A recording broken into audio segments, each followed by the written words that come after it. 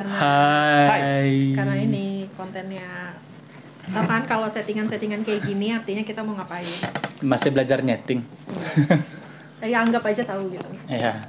Jadi ini akan jadi bukan konten apa? Ini akan jadi kisah pengalaman horor kita episode berapa?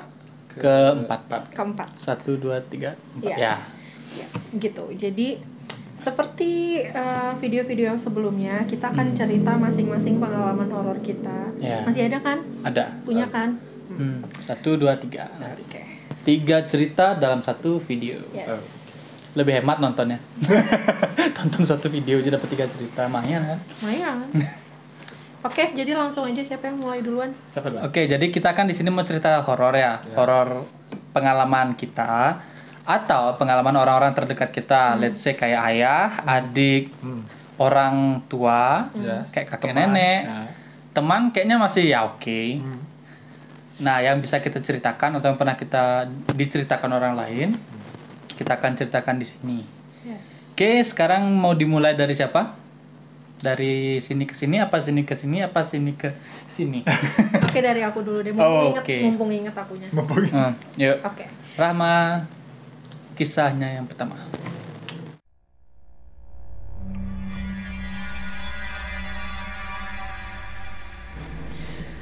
Jadi kisah horor kali ini tuh kebanyakan dialamin sama mamaku.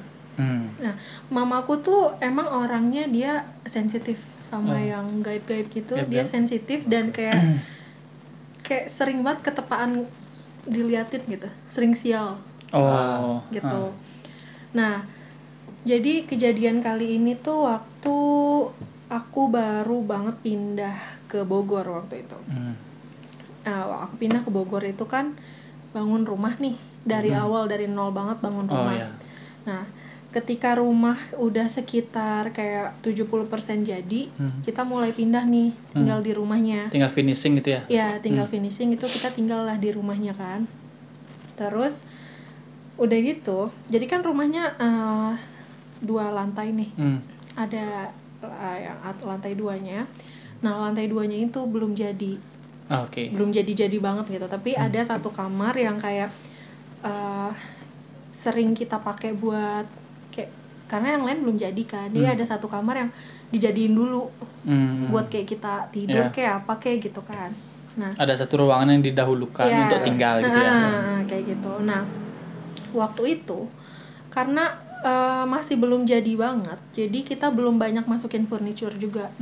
Masih kayak pas pakai kasur yang di bawah gitu, kasur yang di lantai. Nah, mamaku itu ketika itu kejadiannya siang hari, kita semua lagi pada sekolah. Terus mamaku di rumah sendiri. Nggak tahu deh, aku lupa apakah sendiri, apakah ada bibi apa gimana, aku nggak tahu. Tapi waktu itu mamaku lagi di ruangan yang di lantai 2 itu. Tidur dia di kasur yang di bawah itu, satu-satunya furniture yang ada di situ. Terus udah gitu ini ceritanya mamaku ceritain ketika kita udah pulang sekolah ya. Nah, terus udah gitu, jadi pas kita pulang sekolah tuh kayak, kalian baru pulang kan? Kalian tadi nggak pulang cepet kan? Enggak, kita baru pulang gitu. Terus kita penasaran kan, kenapa?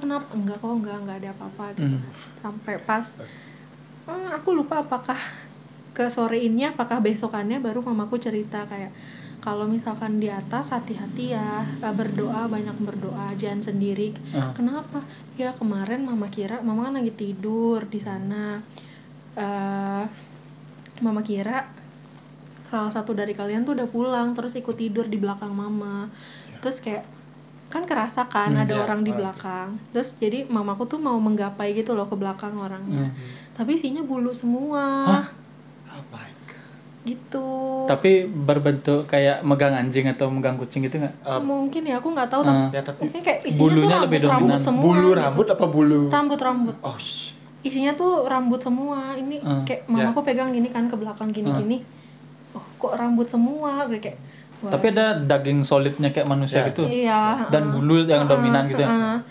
Gitu. Terus kayak Lagian nggak mungkin juga kan kalau misalkan kita pulang tiba-tiba tiduran ada di situ, kita kan pasti heboh dong. Ya, anaknya juga nggak buluan kan? Enggak juga, nggak ada kita buluan gitu. Terus lagian juga waktu itu tangganya tuh masih serem gitu, belum ada pegangannya gitu, masih serem. Jadi kayak kita tuh pasti akan heboh, pasti kayak mama gitu pasti kan gitu. Tapi ini tuh nggak, diem aja. Terus mamaku pegang-pegang ke belakang, ternyata bulu-bulu semua. Terus kayak wah ini udah nggak bener nih, dia udah nggak nengok akhirnya. Udah nggak nengok. Terus berapa menit kemudian dia coba pegang-pegang lagi, udah nggak ada. Turun kan dia, turun ke bawah, barulah lihat kita. Kalian baru pulang, kalian nggak pulang lebih cepet kan tadi gitu? Nggak ada gitu. Udah nih, kita udah lumayan agak was-was di atas. Nggak berani sendirian di atas nih, pas masih belum jadi itu. Udah gitu. Terus udah rumahnya diberesin. Jadi gimana ya, di kalian ada nggak sih, kalau di aku ada kebetulan kakekku tuh agak ada kejawen-kejawennya ya. Jadi kayak pas rumahnya udah jadi, itu kakekku kayak ngedoain, terus dibalik pasti apa namanya, menjampi-jampi lah gitu rumahnya. Jadi ada spot-spot yang dijampi-jampi gitu kan sama kakekku. Nah, salah satu spotnya itu yang di atas? Enggak, di depan justru. Salah satu spotnya itu di depan, tapi emang nyambung sama yang di atas. Tapi kayak di depan rumah itu kan ada taman-taman, terus ada pohon, aku lupa apa, pohon mangga kayaknya. Gede tuh. Nah, salah satunya di spot pohon mangga itu. Terus udah gitu kayak kita lagi abis rame-rame nih sama keluarga kan, abis kumpul-kumpul, ada banyak anak kecil juga. Salah satunya ada keponakanku waktu itu, sepupu sih, tapi kayak keponakan gitu, masih kecil. Dia kayak belum ada 2 tahun deh waktu itu. Terus masih lari-larian. Jadi mereka udah ceritanya udah ancang-ancang mau pulang, udah ada pada yang sebagian di depan mau manasin mobil dan sebagainya gitu kan. Terus ada satu keponakanku yang kurang dari 2 tahun itu, dia lari dari dalam rumah, lari keluar kayak dengan gitu. Terus lari-lari muter-muter, dia kan ada terasnya di rumahku. Di depannya sini ada pohon mangganya itu. Jadi dia tuh kayak lari-lari muter-muter ke sini, muter lagi gitu. Kayak bercanda sama seseorang ya? Kayak ada yang ngejar or something. Enggak sih. Jadi ketika itu emang dia lagi main sama yang lain juga, kayak muter gitu kan. Iya, udah lagi have fun aja. Terus pas udah muter pas nyampe sini, tiba-tiba dia berhenti. Terus dia langsung balik lagi ngejerit, nangis. Ya kan, kayak dia lagi muter-muter nih. Sesuatu tiba-tiba dia pas balik lagi ke sini di depan pohon mangga itu, kayak dia tiba-tiba langsung balik lagi nangis. Is it gempa? Yeah, that's it. Yes. Lihat pohon mangga, terus langsung nangis, ngejerit, balik lagi nyamperin ke kita. Terus kita kaget kan, kenapa, ada apa? Terus yang ada keponakanku yang lain yang tadi lari-lari bareng, nggak tahu ada apaan, dipukul ya gitu kan. Kita enggak ada. Kebetulan ada kakekku kan di situ. Enggak udah. Sana pergi. Enggak udah nggak apa-apa kok gitu kakek. Oh, kakek ngomong ke pohon mangga. Enggak udah, sana pergi. Jangan gangguin. Terus langsung, siapa dia aja ngomong sama kakek? Ya itu nggak tahu. Ya kan kayak kita udah kayak Amitabha cepetan pulang, gua mau masuk kamar gitu kan. Kita udah panik tuh, udah kayak udah akhirnya pulang. Mereka pulang. Kita masih stay cool di situ. Pas udah pulang, anjir apaan tadi? Gitu. Ya I don't know ya. Katanya sih yang jagainnya di situ. Oh, di pohon mangga. Namanya rumah baru kan. Apalagi sekitarnya tuh waktu itu masih banyak yang kosong. Belum banyak rumah gitu. Sekarang sih udah banyak rumah, banyak dibangun rumah-rumah dan sebagainya. Tapi dulu tuh masih banyak lahan kosong. Banyak lahan kosong, banyak pohon-pohon gede kayak gitu. Rumahnya juga masih baru. Tahu nggak dulu rumahnya tuh bekas tanah apa tuh, tahu? Apa emang sawah? Rawa-rawa atau apa? Rawa-rawa gitu sih kayaknya. Semacam ya nggak tahu ya, nggak pengen tahu juga sih. Oke, sekarang cerita saya ya. Jadi ini cerita saya adopsi dari bapak saya. Cerita bapak saya waktu dia masih kuliah.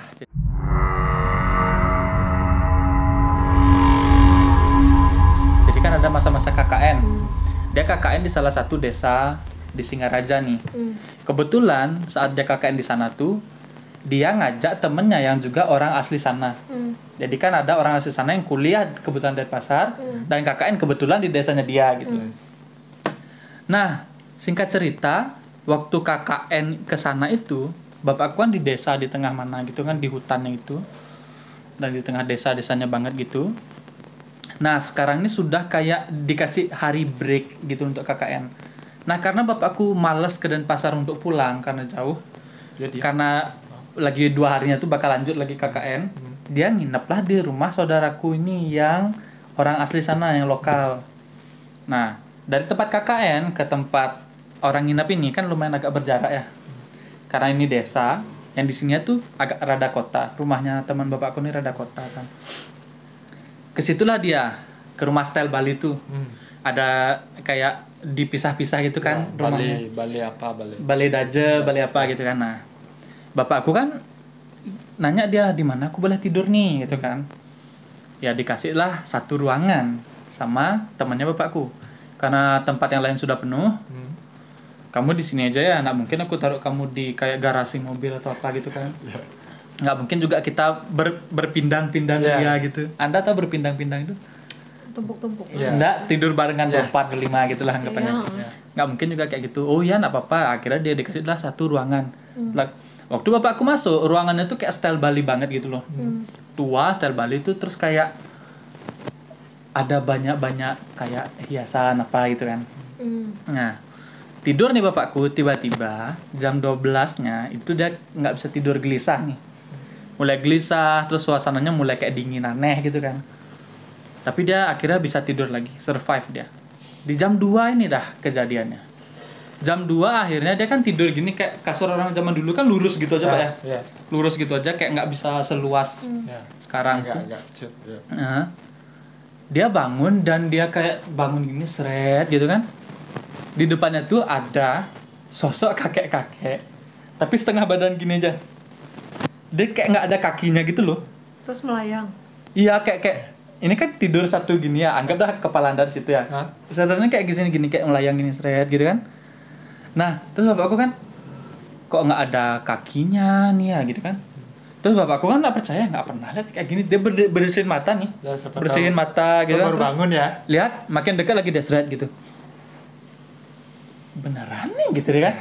Dicuci lagi matanya bapakku, terus kayak makin dekat dan dia kayak berhadapan satu lawan satu gini. Terus bapakku kan, wih siapa nih. Terus dia turun, terus dia ngadap ke kasur tuh lagi, udah hilang nih hantunya. Oh oke. Terus bapakku tidur lagi kan. Keesokan harinya nih, dia kan bangun, terus dia kayak ya ngumpul lagi sama temennya gitu kan. Terus dia cerita, di kamar tuh aku kayaknya nggak bisa tidur sini lagi deh gitu kan. Kenapa emangnya? Aku ngeliat kayak sosok kakek-kakek, dijelasin dah, alisnya putih kayak gini, terus kayak ada jenggotnya tapi dikit, terus rambutnya kayak keriting di sininya kayak gitu kan. Terus gimana? Tapi setengah aja badannya, kakinya tuh nggak ada gitu. Gimana? Coba ulang lagi. Alisnya kayak gini warna putih, rambutnya kayak rada keriting gini-gini. Kakekku tuh gitu. Hah? Yang benar gitu katanya. Gini, apa kakekmu nggak di sini? Maksudnya kakekku nggak di sini itu, gini temen yang ngomong kan. Kakekku baru kemarin meninggal. Dan ciri-ciri yang kamu jelasin banget itu tadi, itu adalah ciri-ciri kakekku. Di rumah ini cuma dia yang rambutnya keriting, alisnya putih. Cuma dia. Bapakku, oh berarti itu kamar kakekku, sorry nggak ada kamar lagi gitu. Iya, karena di Bali percayanya kalau orang baru meninggal itu masih belum sadar dan masih mengerjakan kegiatan sehari-hari. Oh dia masih di rumah itu gitu? Masih di kamarnya lah. Kayak itu nggak cuma di Bali doang. Ya di mana-mana. Di mana-mana kan kayak gitu deh. Itu makanya ada upacara. Gitu. Ya tapi ya emang nggak ada pilihan tempat tidur lainnya kan, mau gimana? Terus berapa hari nginep di sana? 1 hari itu aja. Ya kali mau dilanjut. Iya. Tapi emang ya kalau misalkan kita baru bangun, terus kayak masih erep gitu matanya kayak masih belum ngantuk jelas gitu. Terus kita melihat sesuatu kayak kita nggak malah makin kita liatin Iya. padahal kita udah tahu it's weird gitu, itu aneh, itu nggak seharusnya ada di situ, tapi malah makin kita liatin nggak sih? Oke, Pak Indra. Saya cerita saya.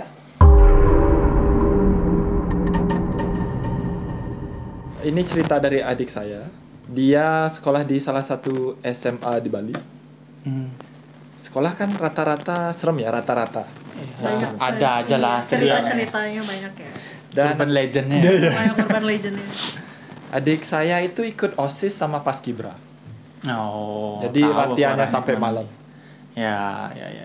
Terus di suatu malam ada latihan untuk baris berbaris.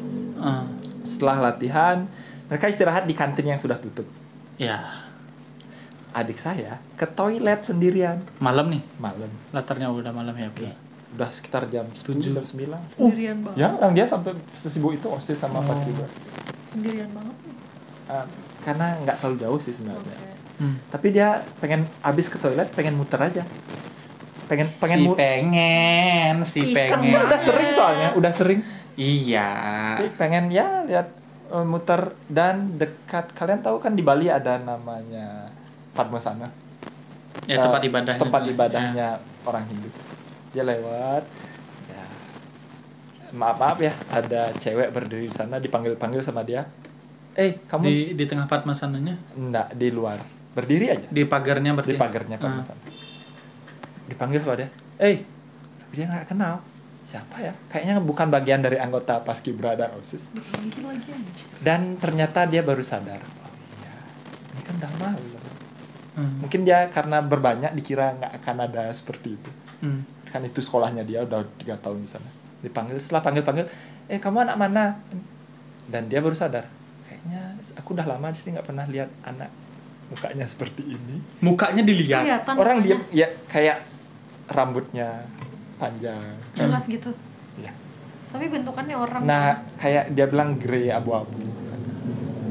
Disapa lagi udah grey kayak itu nggak mungkin orang tipes dong. Siapa? Dia kan Tipes juga pucat dong. Bukan dia kan kri. lagi, ya mungkin dia lagi capek juga, jadi nggak sadar kan latihan Paskibra agak capek. Dia mah udah nggak capek, isengnya tuh.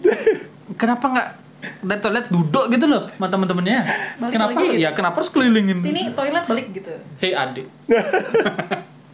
Ya udah sadar, dia diem-diem aja, balik lagi ke gerombolannya yang di dekat kantin. Besok paginya baru cerita. Ternyata ya temennya juga 1-2 pernah lihat. Cewek Di itu. tempat cewek. yang sama. Enggak juga di tempat sama. Ada kayak ini juga. Buat panjat tebing itu apa ya? Ya, wall climbing. Wall climbing di sana juga pernah dilihat. Dia lagi climbing. Enggak, cuman di wallnya aja. Oh, depan wallnya. Ya kayak temennya gitu aja dilihat. Cewek itu.